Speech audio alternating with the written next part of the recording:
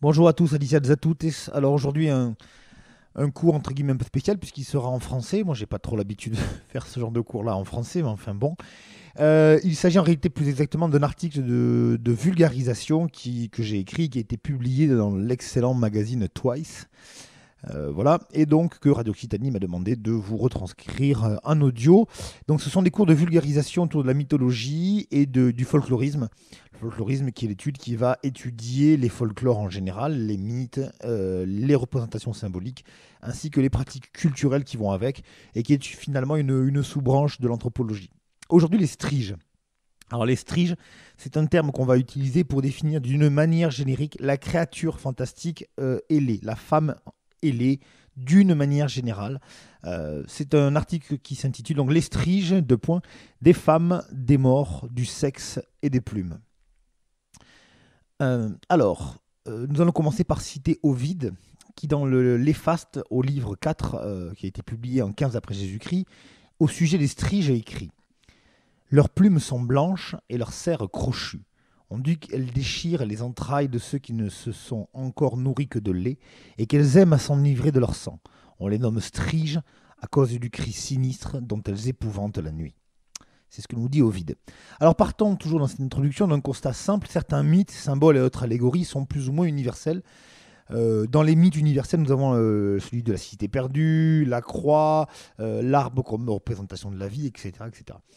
Que l'on considère qu'il existe un inconscient collectif ou une forme d'héritage tombé du ciel, les grands anciens de Krishna, à ce petit jeu, les striges, donc la créature ailée, et toutes leurs déclinaisons remportent incontestablement la palme du mythe récurrent. Leurs entre guillemets stars, comme Lilith ou le Sphinx, qui sont les plus connus finalement, le sont mondialement. Alors, en grand 1, anges, démons, vampires, fées et plus si affinités. On les appellera striges par facilité, mais que ce soit chez les Aztèques, où on les appelle, excusez-moi, Quetzaltelam, les Quetzaltelam, chez les Grecs, où on les appelle harpies, chez les Slaves, où ce sont les strigoi, chez les Celtes, les Fae, chez les Hébreux, Lilith et les anges en général, chez les Sibériens, la fameuse cygne, j'en passe, des vertes et des plumées. Le principe de la femme ailée se retrouve partout dans le monde, et ce depuis des temps immémoriaux.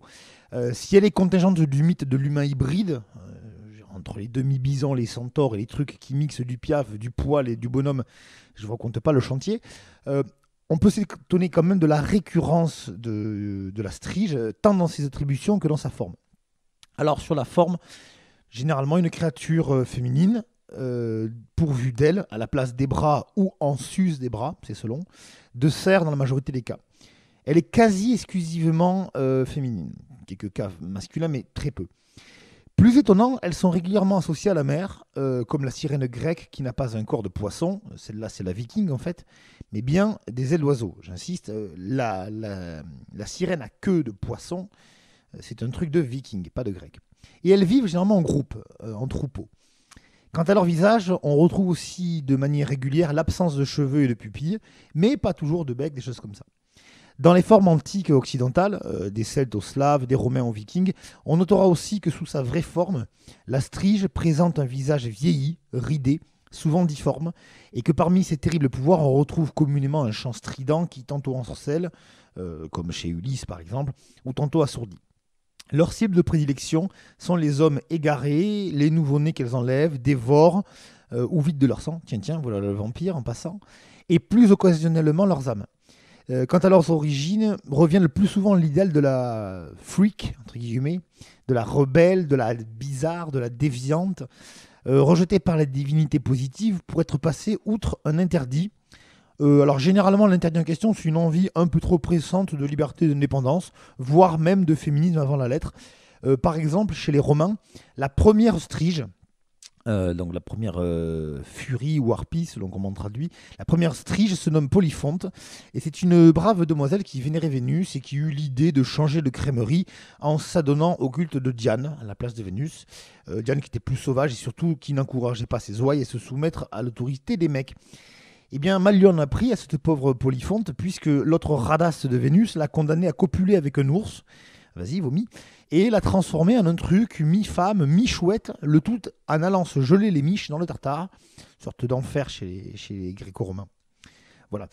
Dans un autre genre, dans la tradition talmudique, Lilith est censée être la première femme d'Adam et est certainement en fait un recyclage d'un démon mésopotamien au passage. Et elle se voit chassée de l'Éden pour avoir refusé de se soumettre à Adam. Et du coup, ma foi, elle se casse avec Samaël, donc démon dont le nom veut dire venant de Dieu, rien que ça. Et elle engendre, toujours dans la tradition talmudique, les ghouls, les succubes, les vampires et toutes ces créatures mythologiques négatives. Et tutti quanti.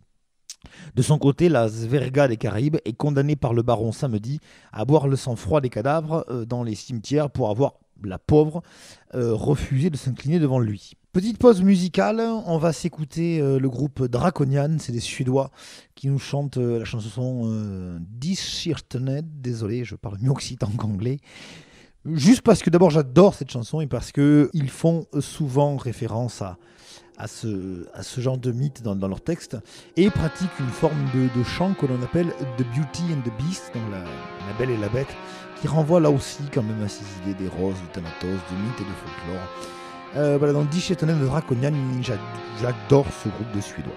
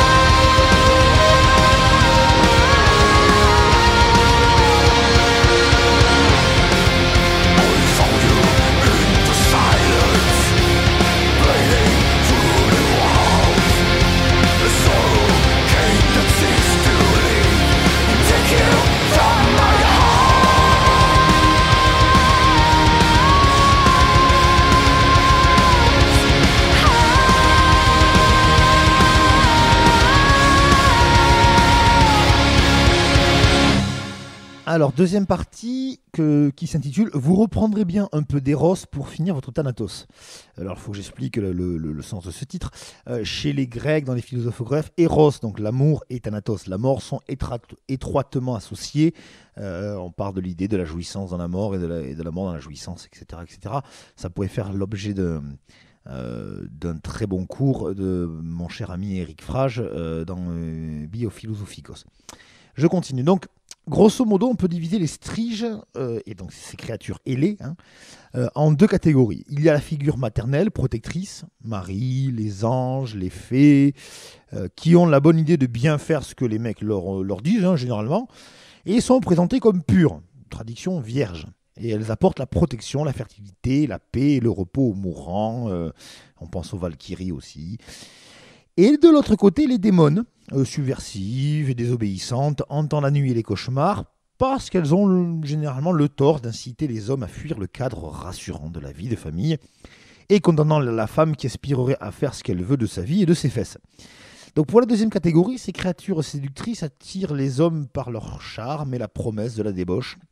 Nous avons par exemple la Lorelei, célèbre nyx allemande.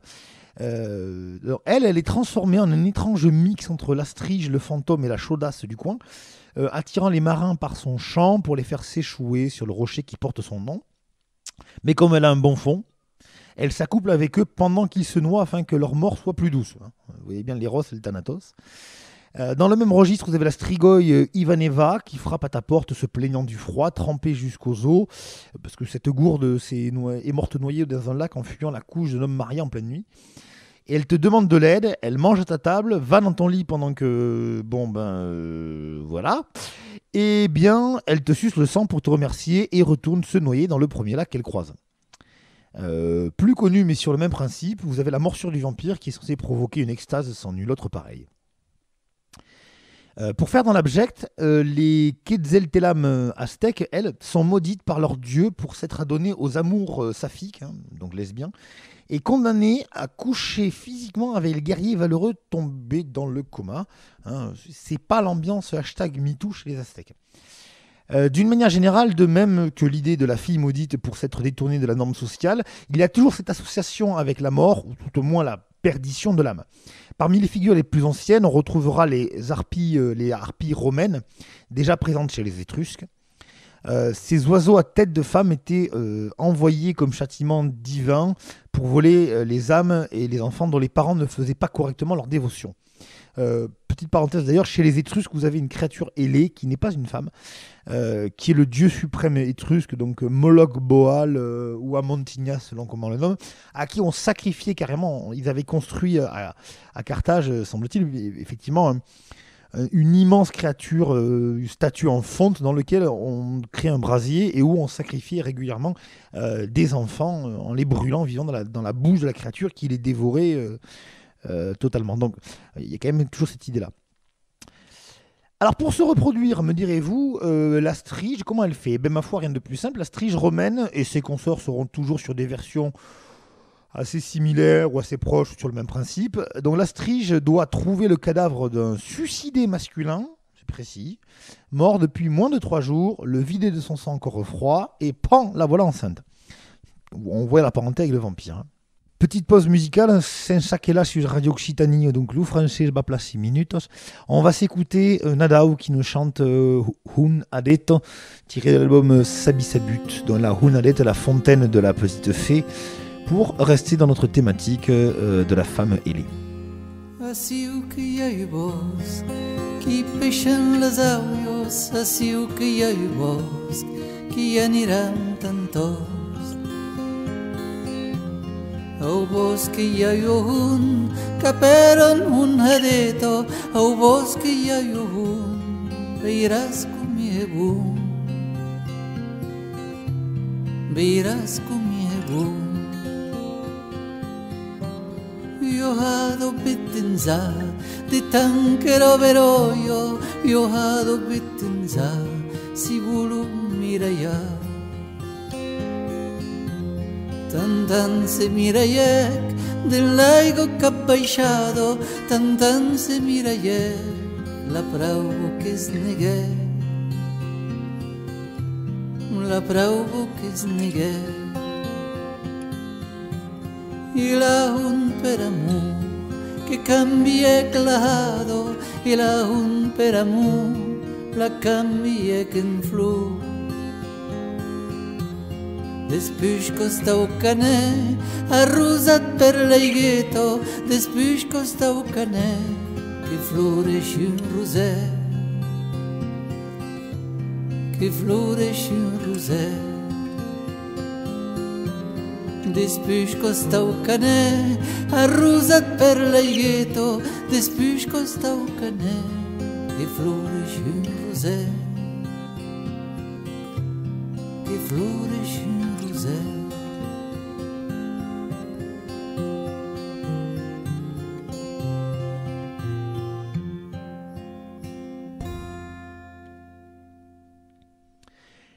Troisième partie de cet article sur les striges, donc, qui je rappelle sont ce mythe de la femme ailée, qui s'intitule cette troisième partie « Mais où est passée ma goutte d'eau ?» Alors, en ethnologie, les folkloristes travaillent sur le principe de la goutte d'eau. C'est-à-dire que toute légende, mythe ou tradition repose généralement sur un élément scientifique ou véridique, tout simplement initial, qu'on appelle la goutte d'eau, et qui, repris et interprété par couches successives de bouche à oreille, de rumeurs, de colportage, etc., et de superstitions aussi, va créer ce qu'on appelle autour du point d'impact de cette goutte d'eau sur une surface d'eau. Vous avez des cercles concentriques qui sont de moins en moins précis au fur et à mesure que l'on s'éloigne du point d'impact. Donc l'idée, c'est que ce mythe initial, la goutte d'eau, va être déformé par les couches successives de colportage, de rumeurs, d'oralisation, qui vont déformer l'élément de départ, soit par ignorance, soit tout simplement par le principe d'usure de la tradition orale, ce qu'on appelle communément le téléphone arabe, le ragot, ou tout simplement l'erreur de bonne foi. Encore une fois, il faut bien comprendre qu'on parle d'époque où, et évidemment, le niveau de science étant ce qu'il est, eh bien, ils interprètent comme ils peuvent. Alors pour les striges, les avis divergent. Il est probable que l'idée de la volée d'harpies romaines dévastant tout sur leur passage trouve son inspiration dans les nuées de sauterelles. Dans les Andes, les femmes chamanes de la tribu des Ioma avaient pour coutume de coller des plumes d'oiseaux tout le long de leurs avant-bras et de se raser la tête. Et elles pratiquaient en plus le cannibalisme occasionnel. Donc là, on voit le lien est assez aisé. Mais la strige romaine, en particulier ses versions sirènes, laissèrent longtemps les savants et les érudits dubitatifs. Dans les années 50, certains scientifiques évoquèrent l'hypothèse même d'une branche humaine qui se serait développée dans les milieux aquatiques.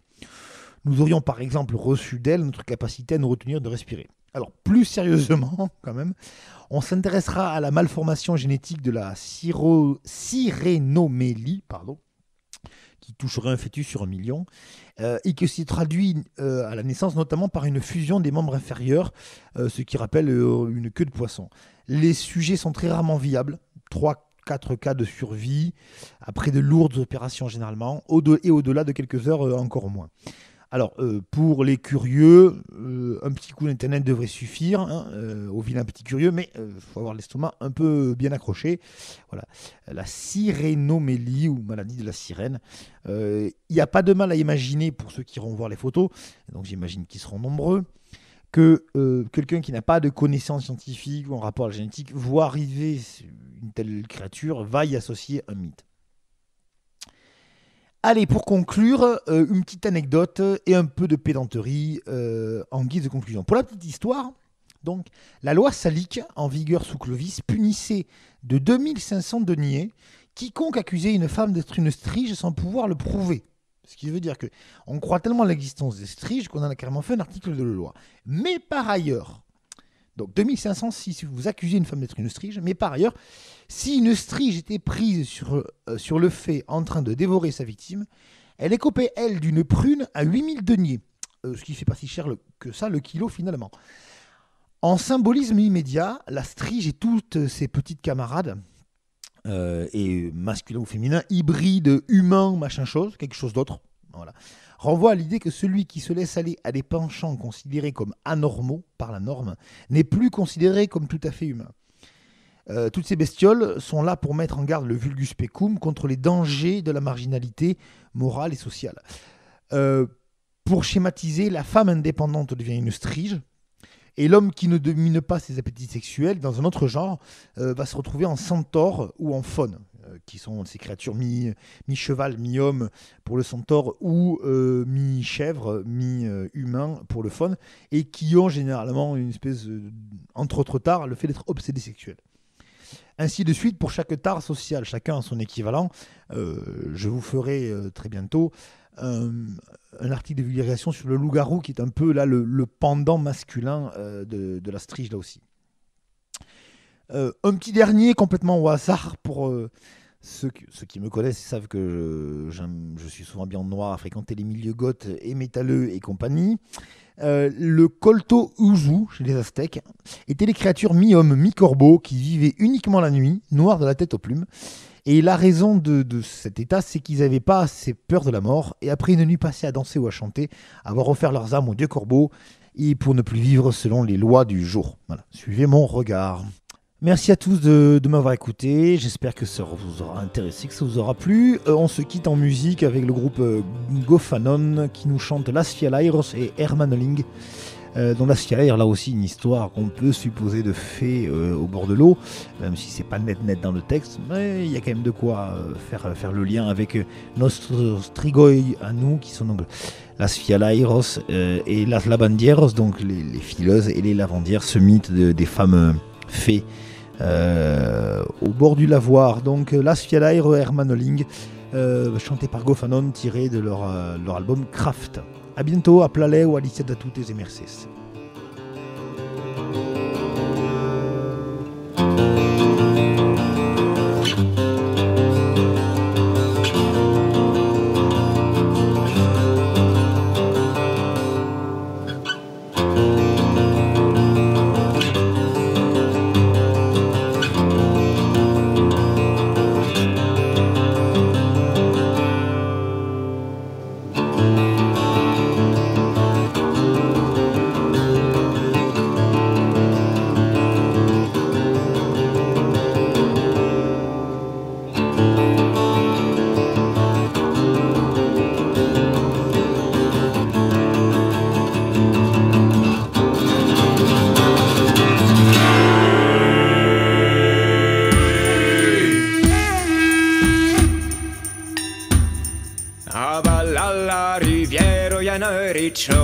Mai zu den sunstres fiairos che fion tut lugiul il sappero Giovanno e l'altro Mario l'altro sappero claro e sclairo nuete giù Samai la pensiero in pensi argentu nessun paire la cofforina uno regalo Canterò se mirai ori sai gode la fur in nausea si pauso per li falura su l'uffi del re passavo la trubaro alla fur digo sbello fiallairo a questo suane tu n'anima sore anairo sapello da che lu Se ser così un amico di Zostin sta mai giù